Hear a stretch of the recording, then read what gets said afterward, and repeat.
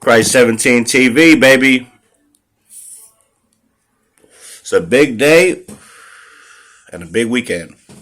We got the World Series tonight. We got the Philadelphia Phillies versus the Houston Astros. Phillies are a huge underdog in the series.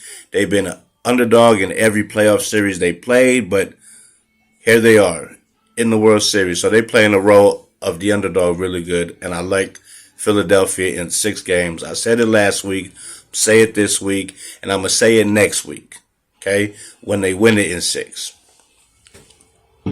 We got Verlander and Nola on the mound tonight. And it's going to be a hell of a pitching match. I see it as a low-scoring game. Maybe a 4-2, 3-1, some shit like that. It's not going to be a whole lot of runs. But the one thing I will say, though, a lot of folks don't know this. Justin Verlander has been to the World Series a few times. And his record in the World Series is 0 wins, 6 losses. I'll say it one more time. 0 wins, 6 losses. That's not good. That's not good at all. So let me just give you my thoughts. The last time the Houston Astros have lost a game was the last series of the year. And guess who they played in the last series of the year? The Philadelphia Phillies. Aaron Nola was perfect through 7 innings in the clinching game to put the Philadelphia Phillies into the playoffs. A couple weeks later, here we are. Philadelphia's ran through the playoffs, and they're going to meet Houston again in the World Series. And Nola pitches tonight versus Verlander. So my money and my pick is on the Philadelphia Phillies in Game 1. I like Nola to pitch his ass off, and I like Verlander to stay winless in World Series play. You know, a lot of folks say, well, Houston ran through the Yankees. They swept the Yankees. They swept Seattle. That doesn't mean anything. It's a brand new series, brand new team. You're facing an on-fire team with the hottest player right now in the playoffs, Bryce Harper, being on the Philadelphia Phillies, and one of the hottest pitchers, or if not the hottest one, Wheeler, which goes in Game 2. So my thoughts is, if somehow Nola wins tonight in Game 1, and they got their stud in Game 2, Wheeler, they can possibly take both games in Houston, going back to Philly up 2-0. One thing I do want to say, the only person on the Astros I would like to see win a ring, if they happen to win this series, will be Dusty Baker. He's a triple OG. He's been around a long time, and he's been so close so many times, but hasn't got that hardware yet. He ain't got that bling bling. So for him, if they pull it off, I'll be happy for him. But I don't like the Astros. I'm a Yankees fan, and they kick our ass. They own us for the past 5-6 years. They own us. We can't get past them for nothing. So I don't like Houston. I wish Houston would go back to the NL damn Central so we can go back to being the Yankees. But you know, all in due time. All in due time.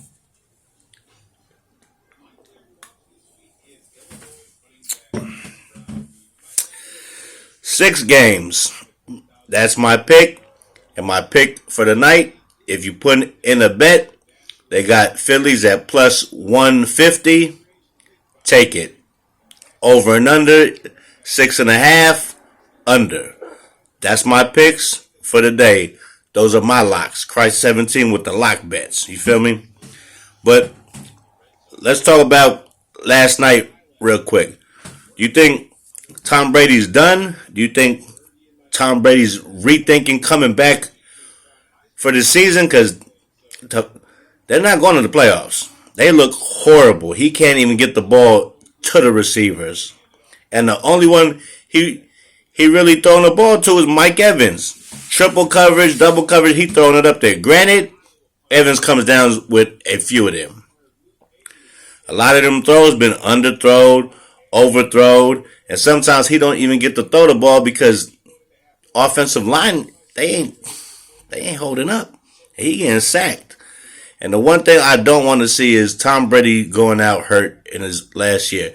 You know, he's an old man now, so you get hit down there in the knees or you get hit in the head, that might be your whole season.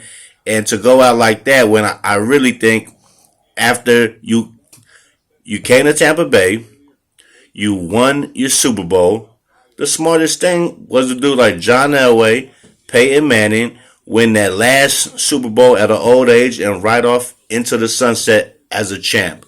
Go out on top. Don't go out like an old man. Don't go out trying to be greedy, trying to pat your stats. See what I'm saying? But Lamar looked good last night in that second half.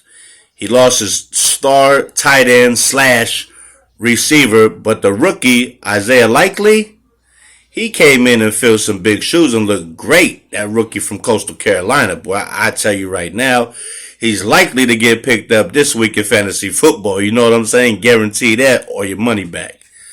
So, I think when Andrews do come back, I think they could play both of those tight ends and use them as receivers because they both catch the ball good and they both aren't regular tight ends. Even though Andrews, he could block his ass off too. So he's versatile.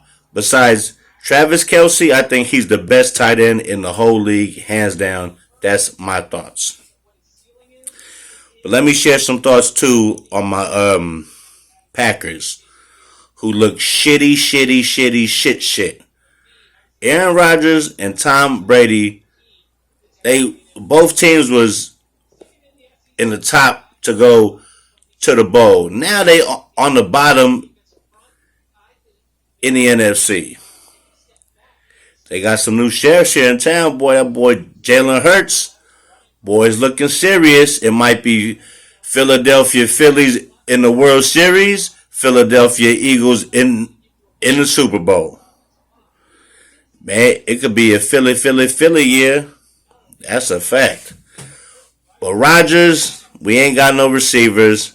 He missing Devontae Adams. Devontae Adams is missing him. Neither one of them players are having the kind of year they had last year. And that's just straight facts.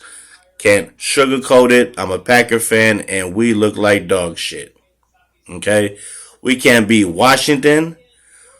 The receivers is dropping everything thrown. I mean, come on, man. It's just sorry. So just imagine what Josh Allen and the Bills are about to do to my squad.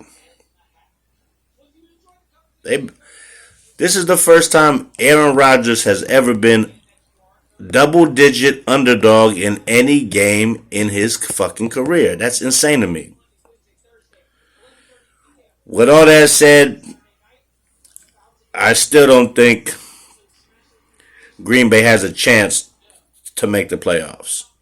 The Bills are going to kick our ass. We still got to play some good old teams. So I don't see us doing shit. And Aaron Rodgers is going to cry the whole year talking about this player, that player, these young players. They're not doing their job right to get all the shit off him.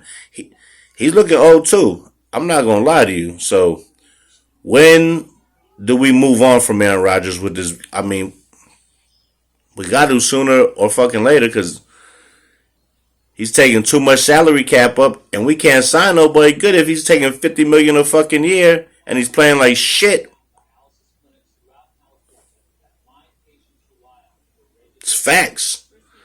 They've paid some players to throw the rock around this year who've been looking like shit. Russell Wilson, looking like ass, paid him all that money. Kyler Murray, looking like ass, paid him all that money. Murray got the money and now he's just running for his damn life. And they starting to figure him out. They are figuring him out. So all the quarterbacks that got paid the huge money aren't doing shit. And the youngsters are getting busy. I love it. I like it. It's a new sheriff in town. The the young breed is coming for him.